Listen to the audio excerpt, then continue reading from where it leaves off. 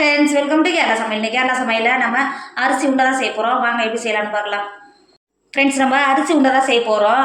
அதுக்கு தவிர இட்லி அரிசி தான் 250 கிராம் கப்பில் 1 கப்பு இட்லி அரிசி எடுத்து வச்சுருக்கேன். 1/4 கப்பு பொட்டுக்கடலை எடுத்து வச்சுருக்கேன். இது 800 கிராம் எள்ளு எடுத்து வச்சுருக்கேன். வெள்ளை கலரு எள்ளு எடுத்து வச்சுருக்கேன். 1/4 கப்பு தேங்காய் எடுத்து வச்சுருக்கேன். 1 கப்பு அரிசிக்கு 1/2 கப் வெல்லம் கரெக்டாக இருக்கும். 1/2 கப்பு வெல்லத்துக்கு 1/2 கப் தண்ணி சேர்த்துக்கோங்க. சேர்த்துட்டு நல்லா கலந்து கொடுத்துக்கோங்க. பாருங்க, நல்ல வெள்ளத்தை கரைச்சி எடுத்துக்கோங்க. இதில் தூசி ஏதாவது இருந்தால் நம்ம வடிகட்டி எடுக்கும்போது வடிகட்டி எடுத்துக்கலாம். நல்லா கரைச்சிக்கோங்க. ஃப்ரெண்ட்ஸ், இப்போ பாருங்கள், நம்ம கரைச்சி எடுத்தால் நல்ல வெள்ளம் நல்லா கரைஞ்சிடுச்சு. இப்போ ஒரு பாத்திரம் வச்சுக்கோங்க. அதுக்கு மேலே நம்ம டீ வடிகட்டுவோம்ல, அதுக்கு ஃபில்டர் வச்சுக்கோங்க. நம்ம கரைச்சி எடுத்த வெள்ளத்தை வடிகட்டி எடுத்துக்கோங்க. இப்போ வடிகட்டி எடுத்த வெள்ளத்தை ஒரு உரமாக மாற்றி வச்சுக்கோங்க. ஃப்ரெண்ட்ஸ், அடுப்பில் ஒரு மணல் வச்சு ஒரு 10 நிமிஷம் நல்லா ஹீட் ஆகிடுச்சு. இப்போ அந்த அரிசியை உள்ளே சேர்த்துக்கோங்க. நான் ஏற்கனவே நல்லா கழுவி காய வச்சு தான் எடுத்து வச்சுருக்கேன். இப்போ நல்லா வறுத்து எடுத்துக்கோங்க. நம்ம நல்லா சூடாக இருக்கிற பாத்திரத்தில் போட்டு அரிசியை வறுத்தோம்னா நல்லா வெள்ளை கலரில் அரிசி நல்லா பொரிஞ்சு வரும். இப்போ கைவிடாமல் கலந்து கொடுத்துக்கிட்டே இருங்க. நல்ல அரிசி நல்லா வறுத்து எடுத்துக்கோங்க. ஃப்ரெண்ட்ஸ், இங்கே பாருங்கள், நல்லா கோல்டன் கலர் எந்த அளவுக்கு நல்லா அரிசி வருந்து வந்துருக்கு பார்த்தீங்களா. இப்போ இது வேறு ஒரு பாத்திரத்துக்கு மாற்றிக்கோங்க. இப்போ மாற்றி கொடுத்து நம்ம எடுத்து வச்சுருக்கோம்ல பொட்டுக்கடலை அதை உள்ளே சேர்த்துக்கோங்க. உள்ளே சேர்த்துட்டு ஒரு 10 நிமிஷத்துக்கு நல்லா வறுத்துக்கோங்க. ஃப்ரெண்ட்ஸ், இப்போ பாருங்கள், பொட்டுக்கடலை சேர்த்து நல்லா வறுத்துட்டோம். இங்கே பார்த்தீங்களா, இந்த அளவுக்கு இருந்தால் போதும். இதை நம்ம அரிசி மாத்திரம்ல அந்த பிளேட்டுக்கு மாற்றிக்கோங்க.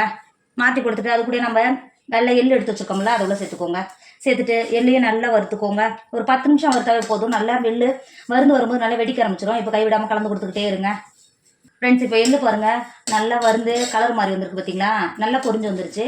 இப்போ இதையும் அந்த பிளேட்லேயே மாற்றிக்கோங்க. ஃப்ரெண்ட்ஸ், நம்ம வறுத்தெடுத்து நல்லா ஆற வச்சுக்கோங்க.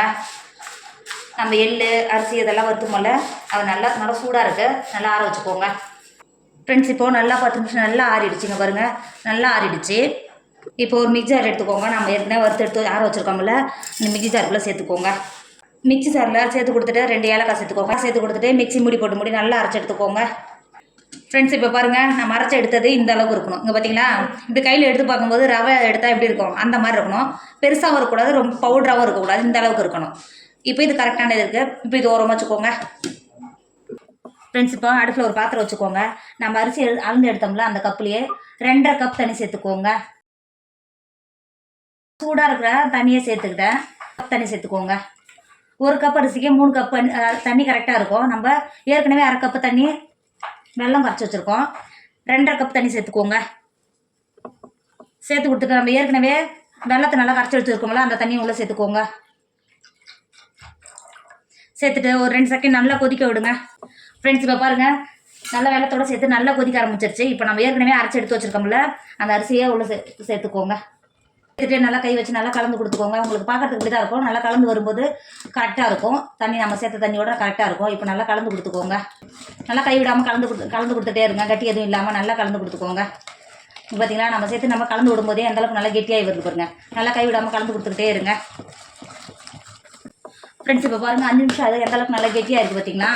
இப்போது நம்ம ஏற்கனவே எடுத்து வச்சுருக்கோம்ல, நல்லா துருவி எடுத்து வச்சுருக்கோம்ல தேங்காயை, நல்லா இது காய்கறி சீவரம்ல அந்த சீவரால தேவை மட்டும்தான் உங்களுக்கு இது மாதிரி நீட்டாக கிடைக்கும் தேங்காய்.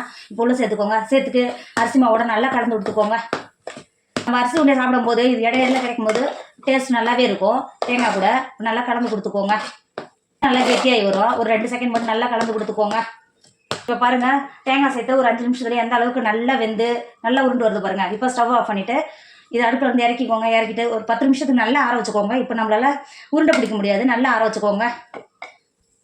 ஃப்ரெண்ட்ஸ், இப்போ பாருங்கள், அரிசி உண்டை நல்லா ஆறிடுச்சு. ஆடின உடனே இங்கே பாருங்கள் எந்த அளவுக்கு நல்லா பொலன்னு இருக்குது பார்த்தீங்கன்னா.